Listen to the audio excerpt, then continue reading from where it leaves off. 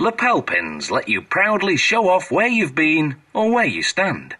From an event you've attended or your political beliefs, to your professional affiliation or your favourite sports team, lapel pins cost pennies to produce, but some are collector's items worth thousands of pounds. They may be tiny, but they're out there in huge numbers. This one company churns out about 5 million lapel pins a year. It all starts with the sketch of the pin design, and from that, the master, a negative made of magnesium. They'll make copies of this master to create a production mould. But first, using a coping saw, they cut out the front and back pieces of the master. Using a dispenser about the size of a sewing needle, they glue the pieces together with epoxy. It takes 5 minutes to dry. Then they cast enough copies of the master to fill up a rubber disc. After tracing the outlines, a worker uses a surgical knife to meticulously carve out the cavities. He softens the rubber with paint thinner to enable precision cuts. Then he places a copy of the master in each cavity. Another disc goes on top. Then it's into a machine called a vulcanizer for 1 hour.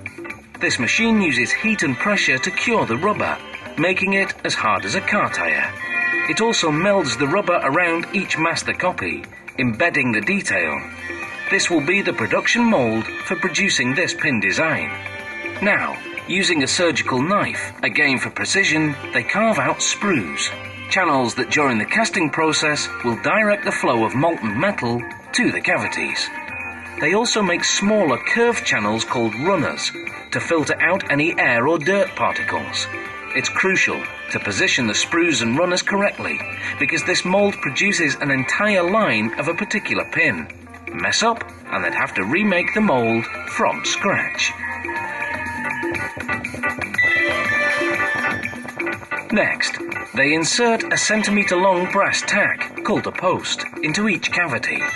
It'll later fasten to a clasp, attaching the pin to clothing.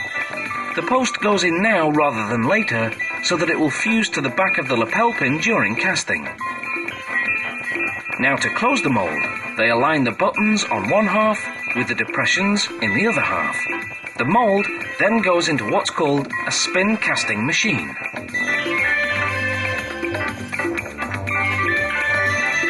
Using a cast iron ladle that can withstand the fiery temperature, they pour in molten metal, either pewter, zinc or tin alloy. As the machine spins, centrifugal force propels the metal into every nook and cranny of the cavities.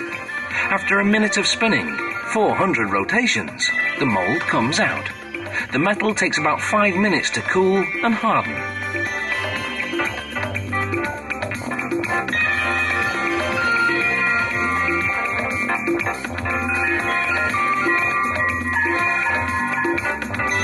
The factory remelts the excess metal for the next batch.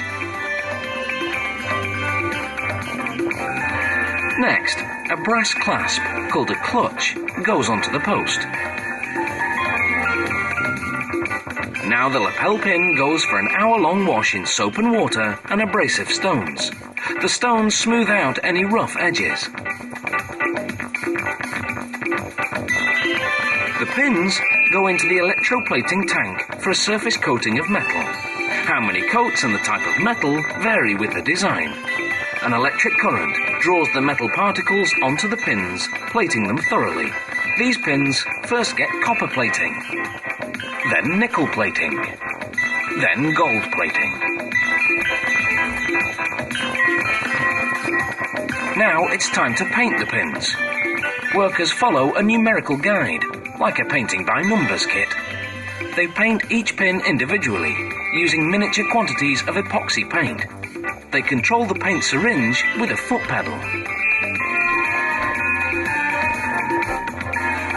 Once the paint dries, a machine called a pad printer gathers up ink and stamps on the tiny details, the ones too small to paint by hand.